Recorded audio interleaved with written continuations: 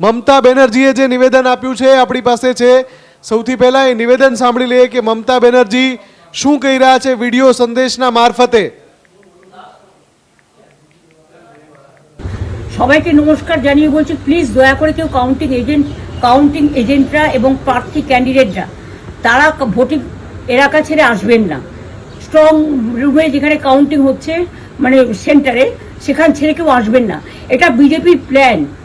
প্রথম 2-3 রাউন্ডে আমি কালকে থেকেই বলছি যে ওদেরগুলো আগে দেখাবে আমাদেরগুলো পরে দেখাবে এবং অনেক জায়গায় 2-3 রাউন্ড কাউন্টিং করার পরে প্রায় 100টা জায়গায় কাউন্টিং বন্ধ করে রেখে দিয়েছে এবং কল্যাণীতে ধরা পড়েছে 7টা মেশিন যেখানে কোনো মিল নেই। এটা টোটাল ফোর্সফুলি সেন্ট্রাল ফোর্সকে দিয়ে চারিদিকে তৃণমূল কংগ্রেসের উপর অত্যাচার করছে, অফিস ভাঙছে, জোর করে দখল করছে।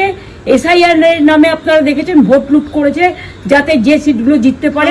સૌથી મોટા સમાચાર મમતા બેનર્જીએ સૌથી મોટો દાવો કર્યો છે।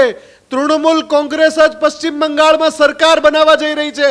મમતા બેનર્જીનો સૌથી મોટો દાવો તૃણમૂલ કોંગ્રેસ જ પશ્ચિમ બંગાળમાં સરકાર બનાવવા જઈ રહી છે।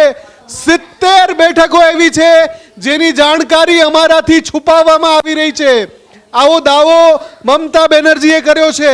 પશ્ચિમ બંગાળમાં 70 બેઠકો પર તૃણમૂલના એજન્ટને રોકવામાં આવી રહ્યા છે એ પ્રકારનો ગંભીર આરોપ મમતા બેનર્જીએ કર્યો છે અને કહ્યું છે કે ફરી એકવાર પશ્ચિમ બંગાળમાં તૃણમૂલ કોંગ્રેસ જ સરકાર બનાવવા જઈ રહી છે।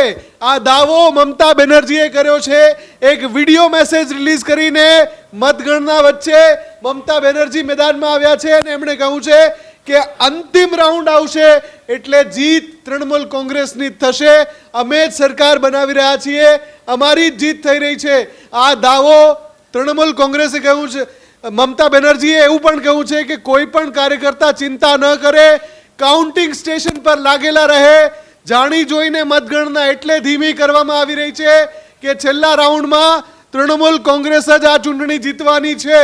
સૌથી મોટો ટ્વિસ્ટ પશ્ચિમ બંગાળથી સૌથી મોટો ટ્વિસ્ટ। જી હા, મમતા બેનર્જી કહી રહ્યા છે કે તૃણમૂલ કોંગ્રેસ જ ફરી એકવાર સત્તા પર બેસવા જઈ રહ્યું છે અને 70 બેઠકોની જાણકારી અમને નથી મળી રહી પણ અમે એ તમામ બેઠકો જીતવાના છીએ। એટલે કે મતગણના વચ્ચે અત્યારનો સૌથી મોટો દાવો મમતા બેનર્જીનો સૌથી મોટા સમાચાર બની શકે છે કે મમતા બેનર્જીના દાવા પછી મતગણતરીના આંકડા જે છે એના ઉપર નજર રહેશે કે કોઈ ઉલટફેર આવે છે કે કેમ। મમતા બેનર્જીએ જે નિવેદન આપ્યું છે આપણી પાસે છે। સૌથી પહેલા એ નિવેદન સાંભળી લઈએ કે મમતા બેનર્જી શું કહી રહ્યા છે વિડિયો સંદેશના મારફતે।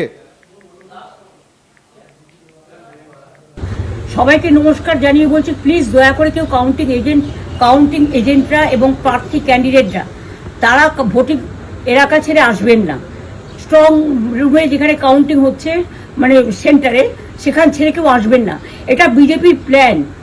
প্রথম 2-3 রাউন্ডে আমি কালকে থেকেই বলছি যে ওদেরগুলো আগে দেখাবে আমাদেরগুলো পরে দেখাবে এবং অনেক জায়গায় 2-3 রাউন্ড কাউন্টিং করার পরে প্রায় 100টা জায়গায় কাউন্টিং বন্ধ করে রেখে দিয়েছে এবং কল্যাণীতে ধরা পড়েছে 7টা মেশিন যেখানে কোনো মিল নেই। এটা টোটাল ফোর্সফুলি সেন্ট্রাল ফোর্সকে দিয়ে চারিদিকে তৃণমূল কংগ্রেসের উপর অত্যাচার করছে, অফিস ভাঙছে, জোর করে দখল করছে। এসআইআর নামে আপনারা দেখেছেন ভোট লুট করেছে যাতে যে সিটগুলো জিততে পারে। સૌથી મોટા સમાચાર મમતા બેનર્જીએ સૌથી મોટો દાવો કર્યો છે। તૃણમૂલ કોંગ્રેસ જ પશ્ચિમ બંગાળમાં સરકાર બનાવવા જઈ રહી છે। મમતા બેનર્જીનો સૌથી મોટો દાવો તૃણમૂલ કોંગ્રેસ જ પશ્ચિમ બંગાળમાં સરકાર બનાવવા જઈ રહી છે। 70 બેઠકો એવી છે જેની જાણકારી અમારાથી છુપાવવામાં આવી રહી છે। આવો દાવો મમતા બેનર્જીએ કર્યો છે।